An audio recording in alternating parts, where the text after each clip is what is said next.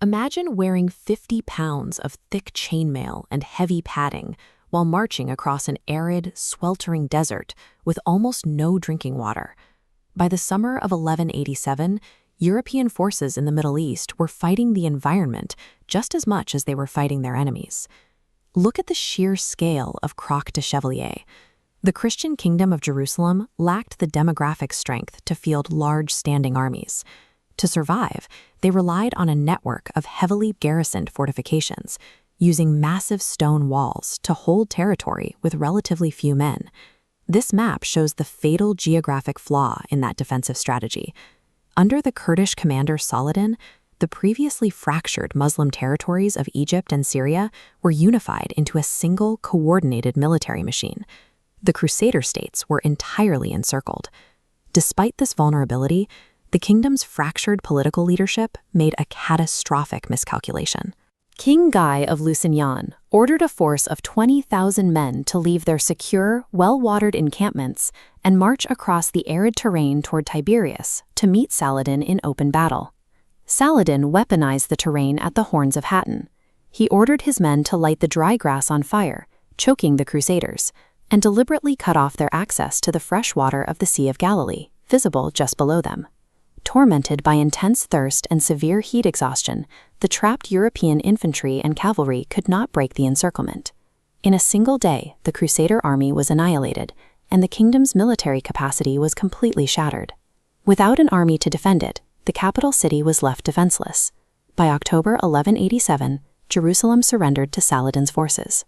The disaster at Hattin proved that religious zeal offers no protection against superior logistics and environmental control. The loss of the city triggered a geopolitical crisis that would mobilize the entirety of Europe. When news of Jerusalem's fall reached the West, it sent a shockwave through the continent. The monarchs of England, France, and the Holy Roman Empire put aside their own conflicts to assemble a massive international military response, launching the Third Crusade. Moving thousands of soldiers across the known world required massive amounts of capital. In 1188, King Henry II of England implemented a financial innovation specifically to fund this enormous logistical undertaking. The crown established the Saladin tithe, a 10% tax on citizens' revenues and goods. To collect this wealth, the government built an organized bureaucracy. Local priests, Templar knights, and barons enforced assessments, funneling silver into a central war chest. The Third Crusade was therefore one of the first highly taxed, state-sponsored geopolitical campaigns in European history. Holy Roman Emperor Frederick Barbarossa led a massive force of 12,000 to 20,000 men on a grueling overland route. They marched across the rugged Balkans and Anatolia, suffering heavy casualties from constant hit-and-run attacks by Turkish forces. The German campaign ended abruptly in the Salif River. Barbarossa fell from his horse and drowned in the fast-moving water. The sudden loss of their leader shattered the army's morale, and the vast majority of his troops abandoned the crusade and returned home. King Richard the Lionheart of England and King Philip II of France avoided the overland hazards by transporting their armies by sea. This required establishing secure coastal supply hubs to keep their forces fed. Richard invaded and captured the island of Cyprus. By taking the island, he secured a vital staging ground and a continuous food supply line for the Latin army fighting on the mainland. Even with supplies, the Crusaders faced the lethal reality of medieval siege warfare. During the grueling siege of Acre, deadly outbreaks of dysentery and fever swept through the filthy Christian camps, killing as many European soldiers and nobles as the Muslim defenders did. Before they could even strike at Saladin's main forces, the Crusaders had to survive the harsh filters of geography and disease. These environmental factors systematically stripped away their vast numerical advantage. The Crusaders did achieve a major tactical victory at the Battle of Arsuf.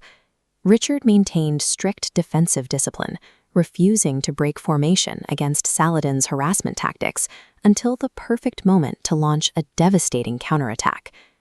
With the coast secured, the army turned inland, but the Levantine weather shifted violently.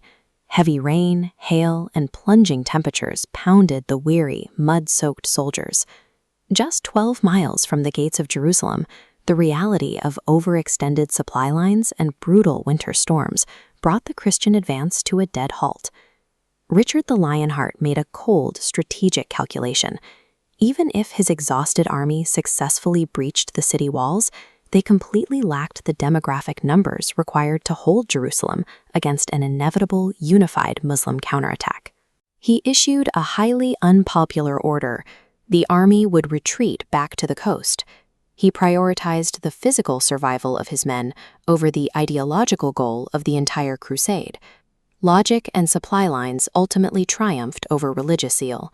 An army that cannot be fed simply cannot hold a city. Recognizing the retreat, Saladin launched a massive, sudden counterattack on the coastal city of Jaffa, intending to drive the remaining European forces into the sea. Richard repelled the massive assault using a specific technological edge. He deployed concentrated ranks of crossbowmen, soldiers armed with mechanical bows that fired heavy armor-piercing bolts, capable of devastating Saladin's cavalry before they could close the distance. The bloody, exhausting defense of Jaffa forced both commanders to face reality. The Crusaders could not take Jerusalem, and Saladin could not dislodge the Crusaders from the coast. They signed the Treaty of Jaffa in 1192. It was a pragmatic compromise. Saladin retained control of Jerusalem, while the Christians kept the economically vital coastal strip and secured safe, unarmed passage for pilgrims visiting the holy sites. Ideological fervor initiates conflict, but as the Crusaders learned in the deserts of the Levant, wars are ultimately dictated and settled by the brutal realities of logistics, economics, and geography.